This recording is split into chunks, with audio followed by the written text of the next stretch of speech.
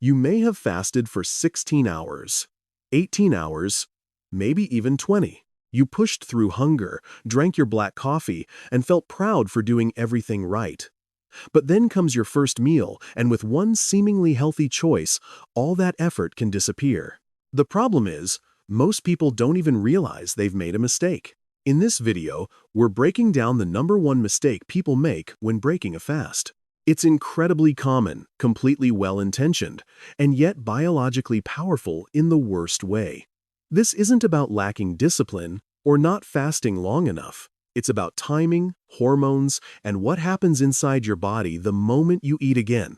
If you've ever wondered why you fast consistently but still feel hungry soon after eating, crash in the afternoon, or struggle to lose stubborn belly fat, the issue may not be how long you fast, but what you eat first.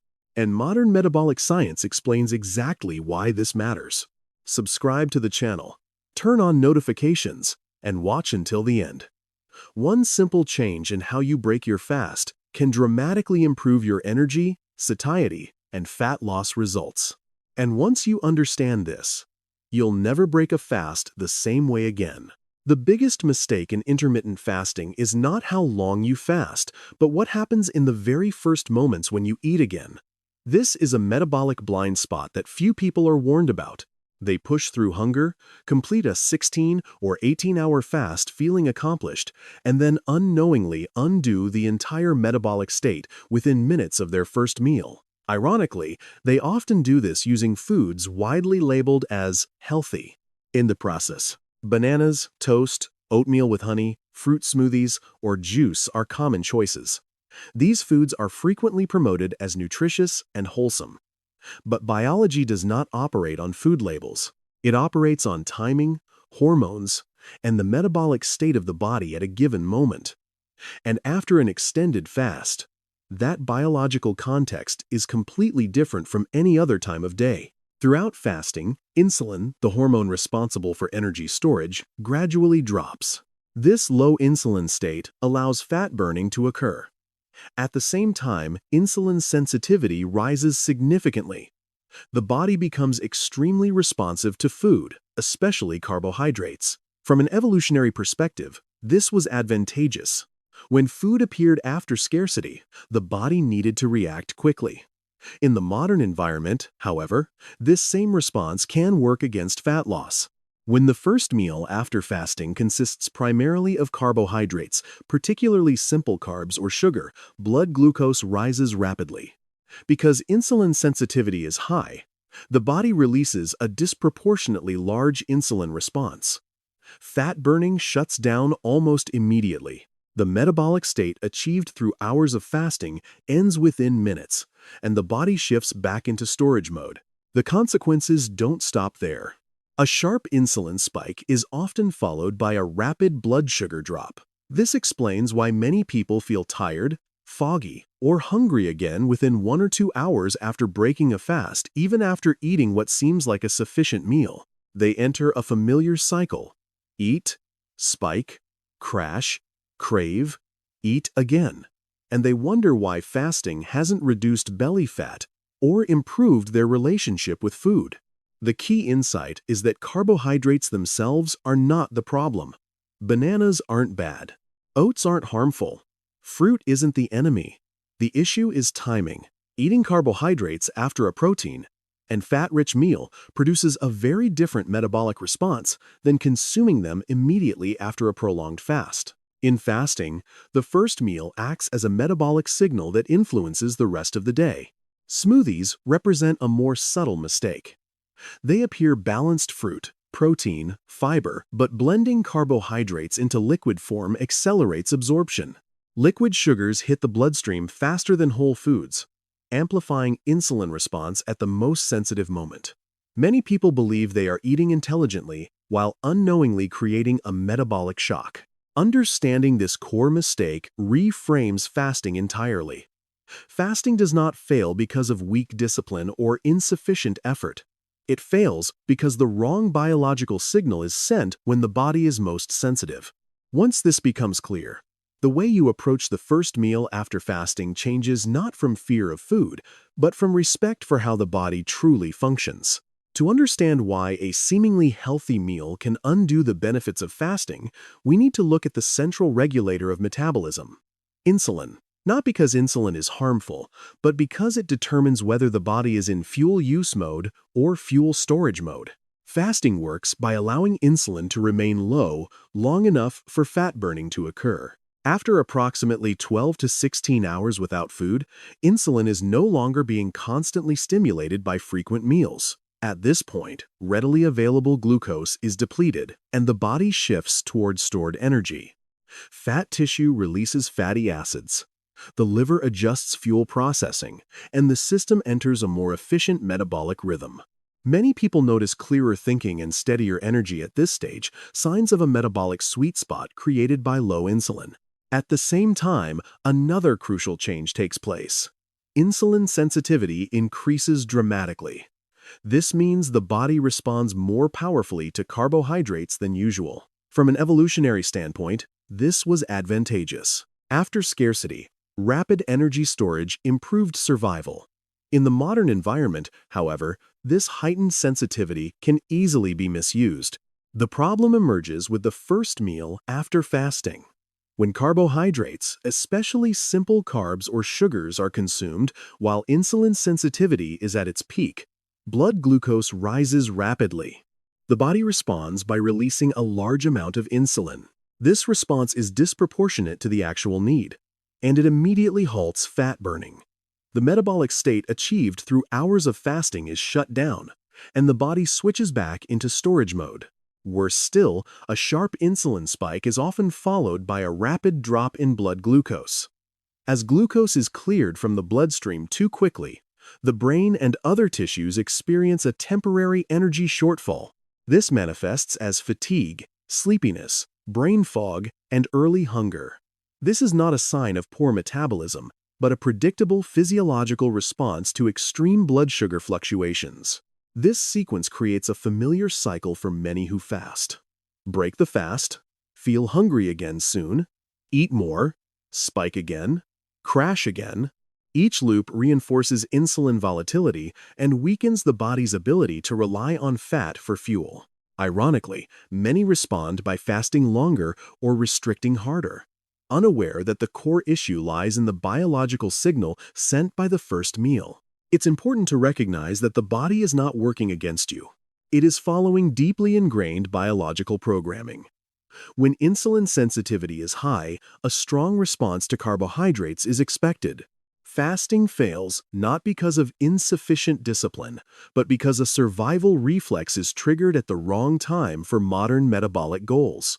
Understanding this central mechanism reframes fasting entirely. It becomes less about endurance and more about hormonal coordination. The first meal after fasting is not just nourishment, it is a metabolic message. That message determines whether the body remains in a fat-friendly state or returns to the familiar cycle of storage. And when that message is sent incorrectly, even 16 or 20 hours of fasting can lose much of their impact. Once the roles of insulin and post-fasting insulin sensitivity are clear, it becomes easier to understand a state that many people experience but rarely explain correctly: the blood sugar roller coaster. This is not a failure of willpower or discipline. It is a predictable biological outcome of sending the wrong metabolic signals at the wrong time. The cycle often begins innocently. After a prolonged fast, the body is highly sensitive. When carbohydrates are introduced as the first meal, blood glucose rises quickly. Insulin responds aggressively to move glucose into cells. On the surface, this seems normal: energy is delivered. Blood sugar is controlled. But underneath, the rapid insulin surge sets the stage for the next problem.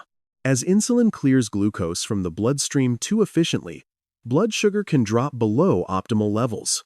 The brain, which relies on stable energy supply, senses this immediately. Fatigue appears, concentration drops, and mental clarity fades. Many describe this as brain fog, not because total energy is lacking, but because energy delivery has become unstable. At the same time, hunger signals return. This often happens within 1 to 2 hours, sometimes sooner. Unlike the gradual hunger felt during fasting, this hunger feels urgent and is often paired with strong cravings, particularly for carbohydrates and sweets. From a biological standpoint, this makes sense. When blood sugar falls rapidly, the body seeks the fastest way to raise it again. The cycle then reinforces itself. The individual eats to relieve hunger, often choosing carbohydrates for quick relief. Blood sugar spikes again, insulin rises again, and another crash follows. Each loop destabilizes daily energy and reduces metabolic flexibility. The body becomes increasingly dependent on immediate glucose and increasingly resistant to returning to fat as a primary fuel source. Over time, fasting begins to feel like a struggle. Thoughts about food become constant. Energy fluctuates throughout the day. Despite long fasting windows, belly fat remains unchanged. The promised benefits of fasting seem out of reach.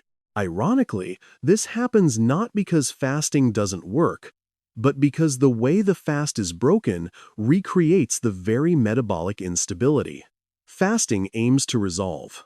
At a metabolic level, the blood sugar roller coaster reflects insulin being activated in the wrong context. Instead of guiding energy smoothly, insulin is repeatedly spiked and crashed. This environment discourages fat burning and promotes storage. In such cases, fasting fails not due to insufficient duration, but because the first meal reintroduces the same metabolic stress fasting was meant to reduce. The key takeaway is this: fatigue, brain fog, and constant cravings are not signs that fasting is unsuitable for you. They are often signs that blood sugar signals are being mishandled. When those signals are corrected, fasting stops feeling like a battle and begins to feel stable, sustainable, and naturally supportive of fat loss and energy balance. After understanding why breaking a fast with carbohydrates pulls the body into a blood sugar roller coaster, the next question becomes clear. How should a fast be broken in a biologically correct way? The answer is not fasting longer or eating less. It's about sending the right hormonal signal with the very first meal. This is where protein and fat become central. Protein is the most important component of a fast-breaking meal because it promotes satiety without causing a sharp blood sugar rise. Protein does stimulate insulin, but in a controlled and moderate way. At the same time, it activates satiety hormones such as GLP-1 and PYY, signaling to the brain that the body has been properly nourished. The result is a state of fullness that feels stable and calm, rather than urgent or fleeting. Dietary fat plays a critical supporting role. Fat slows digestion, moderates nutrient absorption, and does not strongly stimulate insulin. When combined with protein, fat allows the body to transition smoothly from the fasted state into the fed state without metabolic shock. Instead of abruptly shutting down fat burning, the body gradually downshifts, preserving metabolic flexibility. This combination helps maintain a hormone environment that remains favorable for fat utilization even after eating begins. Fasting does not truly end at the moment you eat, it ends with how you eat. That distinction explains why many people fast correctly but still struggle with results. Appropriate food choices for breaking a fast are therefore simple and practical. Eggs are a classic example. High-quality protein, natural fat, and minimal carbohydrates. Eggs prepared plainly scrambled, fried, or as an omelet with non-starchy vegetables create a remarkably stable metabolic response. Meat and fish work similarly, especially when minimally processed. Eggs paired with avocado or full-fat unsweetened Greek yogurt also fit the same principle. High protein, moderate fat, very low carbohydrate. Protein shakes can also work, but only when kept metabolically clean. Protein powder mixed with water or unsweetened almond milk, possibly with a small amount of fat from nut butter, maintains insulin stability. The issue isn't the shake itself, it's turning it into a liquid carbohydrate meal with fruit, honey, or sweetened milk. A crucial clarification is that carbohydrates are not forbidden. Fasting is not anti-carb. The difference lies in timing. After breaking the fast with protein and fat, insulin sensitivity is no longer at its peak. Adding carbohydrates later in the eating window produces a much gentler response. The same food, eaten in a different hormonal context, leads to a completely different outcome. When a fast is broken correctly, the benefits become tangible. Fullness lasts for hours instead of minutes. Energy remains steady throughout the day. Food cravings diminish because blood sugar no longer swings dramatically. Most importantly, fat loss resumes as the body remains metabolically flexible instead of being locked into storage mode. This approach does not require more willpower or extreme discipline. It simply requires understanding biology and respecting the body's most sensitive moment. When the first signal is sent correctly, everything that follows becomes easier. Fasting stops feeling like a battle and starts functioning as a cooperative rhythm between conscious choice and biological intelligence. Even after understanding that breaking a fast with protein and fat is biologically sound, many people fall into a more subtle trap: the healthy-looking protein smoothie. This mistake is common because it appears scientific, convenient, and aligned with a busy lifestyle. Protein, fruit, milk, oats, it sounds like a perfect meal. Yet this combination quietly undermines the metabolic advantages created by fasting. The problem is not protein itself. The problem lies in the form and timing of carbohydrate intake. When protein is blended with fruit, sweetened milk, honey, or oats, carbohydrates are delivered in liquid form. Liquid sugars bypass much of the digestive slowdown that solid foods require. They enter the bloodstream rapidly, causing a faster and stronger rise in blood glucose, especially dangerous right after fasting, when insulin sensitivity is at its peak. Compared to a solid meal of eggs, meat, or fish, a smoothie creates a completely different metabolic response. Solid foods require chewing and digestion, which naturally slows glucose absorption. Liquid carbohydrates skip these protective steps. As a result, insulin must respond aggressively to manage the sudden glucose surge. Fat burning shuts down quickly, sometimes even more abruptly than with solid carbohydrates. What makes this mistake particularly deceptive is the feeling of doing things right. People who break their fast with smoothies often believe they are eating cleanly and intelligently, but biology does not respond to moral labels or health marketing. It responds to the speed and intensity of glucose and insulin signals. A carb-heavy liquid meal sends a powerful signal at the most sensitive metabolic moment. The consequences show up quickly. Fullness fades fast. Energy spikes and crashes. Brain fog returns. Hunger and cravings reappear within 1 to 2 hours. Many misinterpret this as inadequate protein or poor fasting adaptation, when the real issue is hidden liquid sugar in the first meal. This does not mean protein shakes or smoothies are always bad. They can work well later in the eating window, after the fast has been properly broken with protein and fat, or at times when insulin sensitivity is lower. But for the first meal after fasting, simplicity is critical. A proper fast-breaking shake should contain protein powder, water, or unsweetened almond milk, and possibly a small amount of fat, nothing more. This common mistake highlights an important lesson. Fasting success depends not only on food choices, but on form, timing, and biological context. Once this is understood, fasting becomes far less restrictive and far more effective. When the way a fast is broken is corrected biologically, the first changes often appear surprisingly fast. Without fasting longer or applying more discipline, simply sending the right hormonal signal with the first meal leads to a completely different response from the body. The most noticeable shift is long-lasting satiety.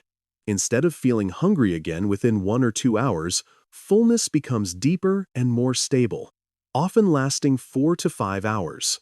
This is not the temporary fullness caused by blood sugar spikes, but true physiological satiety driven by proper hormonal signaling. With hunger quieted, eating throughout the rest of the day becomes far easier. Alongside this comes stable energy. Afternoon crashes fade. The constant need for caffeine or sugar disappears. Mental clarity improves as the brain receives a steady supply of energy.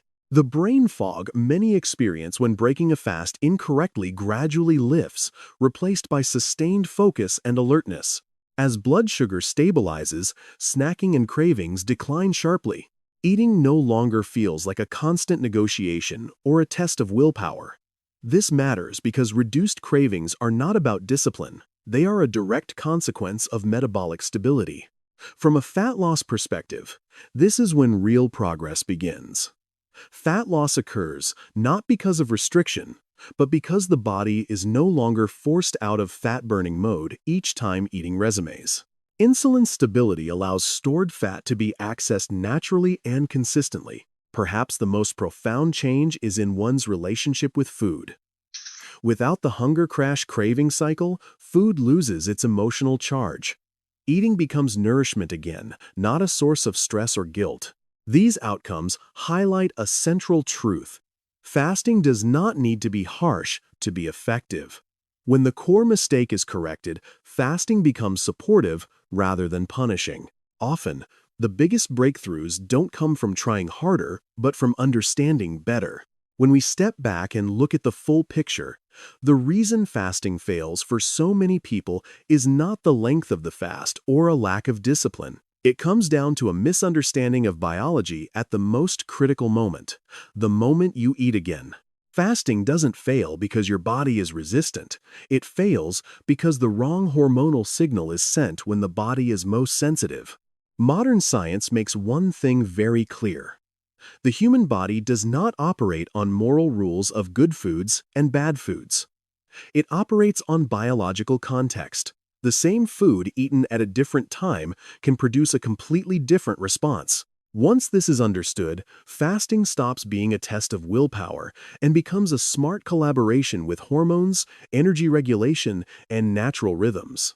When a fast is broken correctly, everything becomes easier. Longer satiety, stable energy, clearer thinking, sustainable fat loss, and a healthier relationship with food. No extremes. No unnecessary restriction, just the right signal at the right time. And this leads to a broader message. Real health doesn't come from controlling the body more aggressively, it comes from understanding it more deeply. When you stop fighting biology and start working with it, results improve and become far easier to maintain. If this video helped you see your body more clearly, consider subscribing to the channel and turning on notifications. Here, we don't chase trends or promise quick fixes. We explain why your body works the way it does, so you can make informed, sustainable choices for long-term health. Thanks for watching until the end. I'll see you in the next video where science helps you live better, not battle your body.